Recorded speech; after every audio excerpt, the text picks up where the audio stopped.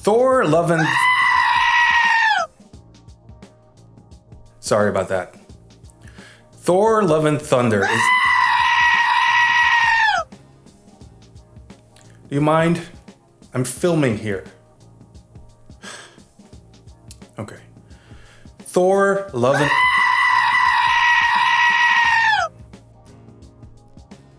Shut up. Okay. Thor Love... The last time we saw Thor, he went off on adventures with Guardians of the Galaxy. Still not knowing his place in the universe, Thor is now on a journey of self-discovery. He gets back in shape, meditates, and rescues the occasional civilization. But all of this is put on hold when a new baddie called Gorr the God Butcher starts murdering gods across the universe. And now that Gorr is heading for New Asgard, Thor returns to Earth, and wouldn't you know it, he runs into his ex. Jane? Together they set out to search for a team to save the gods from extinction. This movie is refreshing. Not only is it very funny, but it has a lot of heart. And just like Ragnarok, everything about it feels fresh and new. And this is exactly what happens when a filmmaker with a clear vision is given a Marvel movie. It makes you wonder what could have been if Edgar Wright got to make Ant-Man. Such a shame.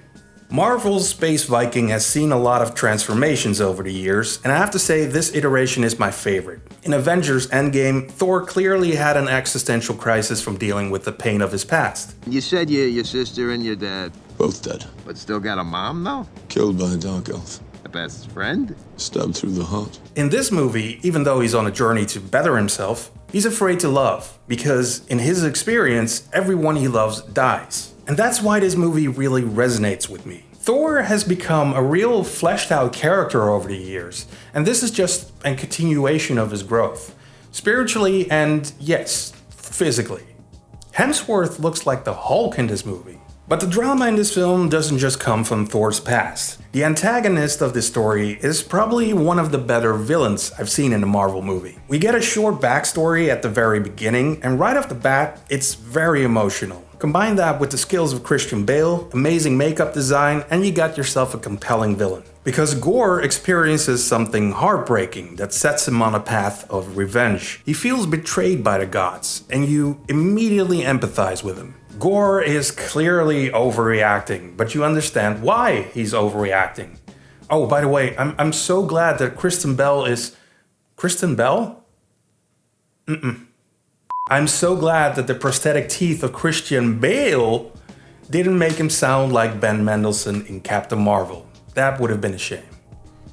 Okay, that's a fair point. Taika Waititi is great at shifting from comedy to drama. None of the jokes feel out of place or forced, and when it's time to get touchy-feely, it blends seamlessly. It's been an absolute disaster, but that's just the way it is on my films. There's a running gag throughout the film where Thor's axe, Stormbreaker, gets jealous of Mjolnir, and it's very funny, but it also tells us a bit about Thor's inner feelings. And this movie also reveals a little more about Jane and Thor's relationship in a few great little montages narrated by Korg. Jodie Foster.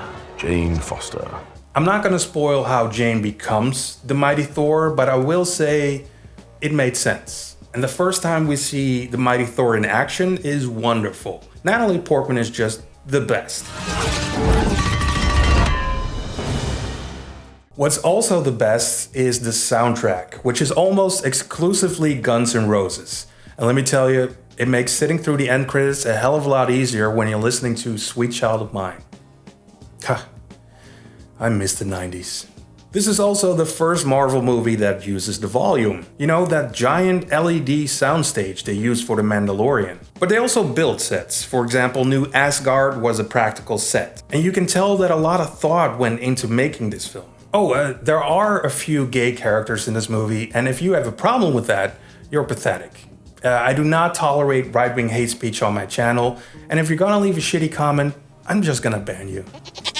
This is a movie that has a Viking ship being towed by giant screaming goats through space. And Zeus is portrayed by Russell Crowe, and he's excellent in this. He sounds like he's the owner of a Greek restaurant. It's all a little insane, but that doesn't make it any less fun. Without spoiling anything, the ending is beautifully done. It's not your typical good guy fights bad guy type of ending. There is a fight, and this is a minor spoiler.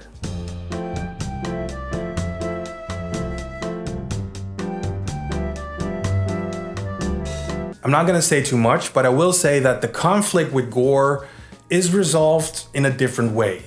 And once again, it's very refreshing. Thor: Love and Thunder is definitely one of the better Marvel movies. It's the combination of charismatic actors, a script with a lot of heart, great visuals, and a director like Taika Waititi. If he can make me care about Thor, I can't wait to see what he does with Star Wars. I recommend seeing this in IMAX, it's the best.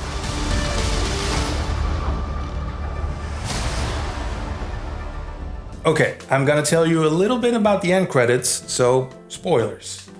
If you are a fan of the show Ted Lasso, you're gonna love this. So in the end, we see Zeus and his